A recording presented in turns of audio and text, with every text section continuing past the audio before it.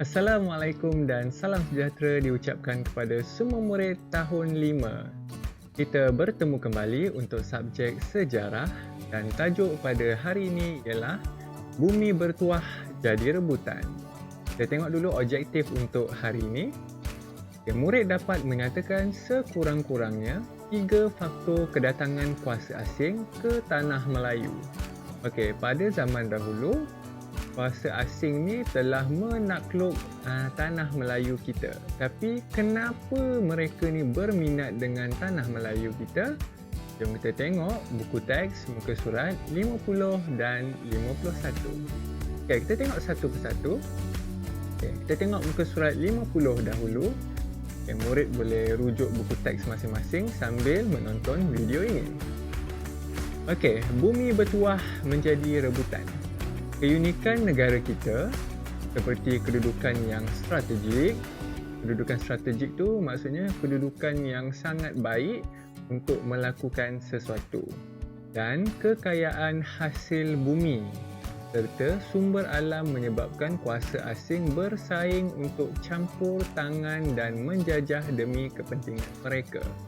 Selain itu, faktor penyebaran agama, perkembangan revolusi perindustrian dan kemasyhuran mendorong minat kuasa asing terhadap negara kita. Jadi dekat sini pun kita dah dapat lihat banyak faktor yang menyebabkan kuasa asing ni berminat dengan tanah Melayu kita. Jadi kita tengok satu persatu. Faktor yang pertama, faktor kedatangan kuasa asing. Faktor pertama ialah kedudukan yang strategik. Seperti yang murid dapat lihat, dekat gambar ni. Kita tengok Melaka ni adalah kedudukan laluan jalan perdagangan timur dan barat. Jadi Melaka ni dia terletak di satu tempat dan dia punya laluan tu, cuba tengok dekat gambar yang cikgu dah bulatkan tu. Laluan dia daripada sini, dari sana, dari arah timur, dari barat, semuanya akan melalui Melaka. Jadi disebabkan itulah Melaka ni jadi tempat yang strategik.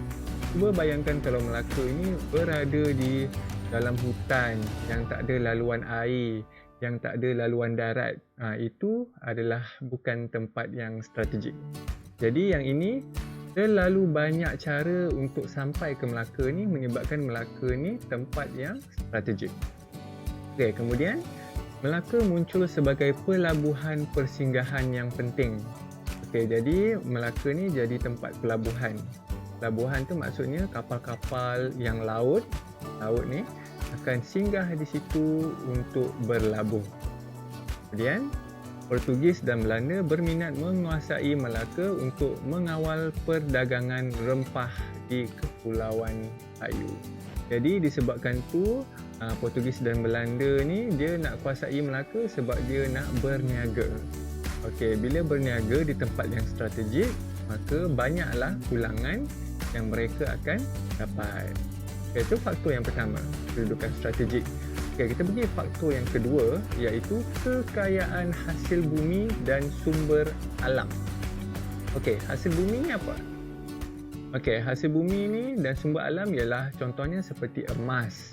Tanah Melayu kita ni, negara kita ni banyak emas, kayu balak, sagu, biji timah. Benda ni semua banyak di negara kita dan mungkin tidak di negara yang lain. Sebab itulah mereka tertumpu kepada negara kita, tanah Melayu kita.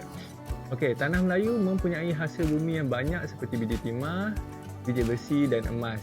Sabah terkenal dengan sumber alam seperti kayu balak, rotan dan sarang burung.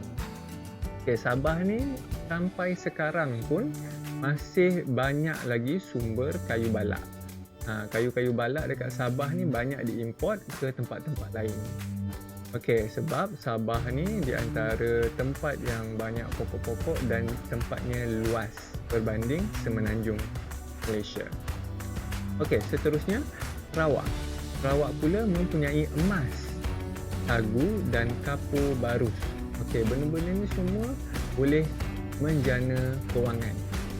Sebab itulah orang-orang negara asing ni sukakan negara kita, tanah Melayu kita. Okey, itu faktor yang kedua. Okey, muka surat 51, faktor yang ketiga ialah penyebaran agama. Jadi dia sukakan negara kita ni sebab dia senang nak sebar agama dia. Kuasa asing mahu menyebarkan agama Kristian ke serata dunia termasuklah tanah Melayu. Kemudian Raja Portugal menggalakkan pelayaran untuk mengembangkan agama Kristian. Macam kita orang Islam zaman Nabi Muhammad, mereka nak sebarkan Islam.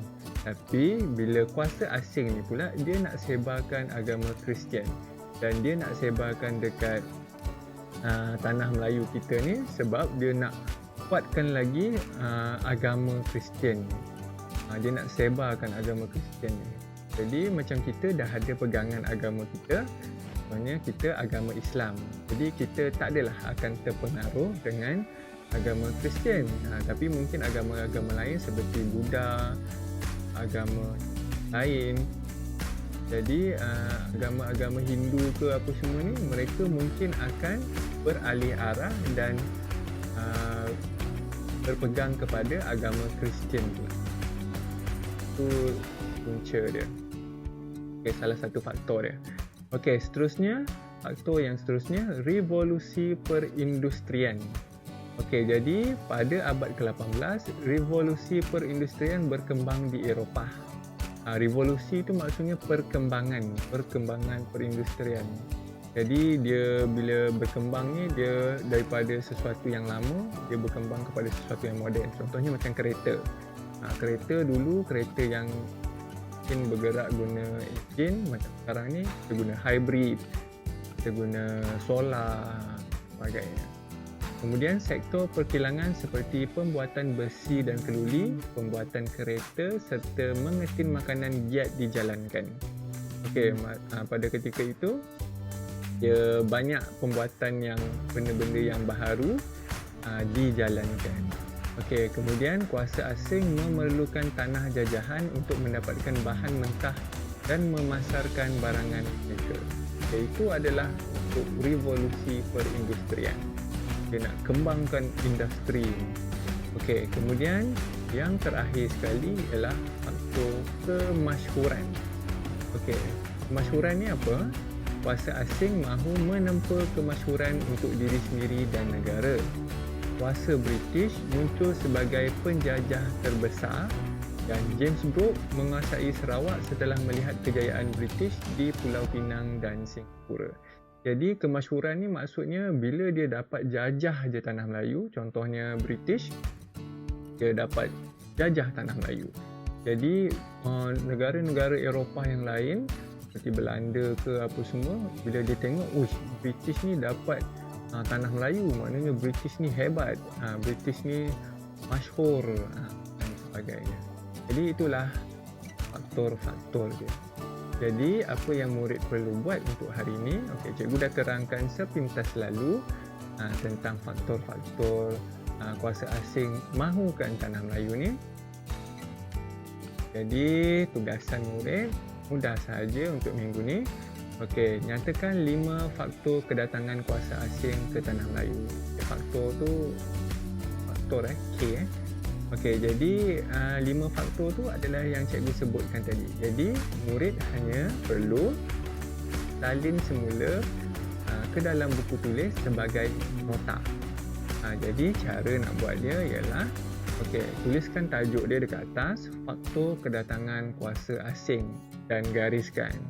Kemudian langkau satu baris. Okay, tuliskan yang pertama, kedudukan strategik.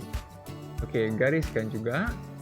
Kemudian buatlah titik besar ke ataupun buat tanda right ke ataupun tanda sengkang ke. Kemudian tulislah kedudukan Melaka di laluan jalan perdagangan timur dan barat. Melaka muncul, apa-apa dia sambung mengikut buku teks itu tadi. Kemudian dah siap faktor yang pertama, langkau satu baris, buatlah faktor yang kedua, iaitu kekayaan hasil bumi dan sumber alam. Okey, tanah Melayu apa dia? Sambung sampailah cukup 5 faktor yang kita dah bincangkan sebentar tadi. Okey, itu saja untuk minggu ini. Terima kasih. Bye.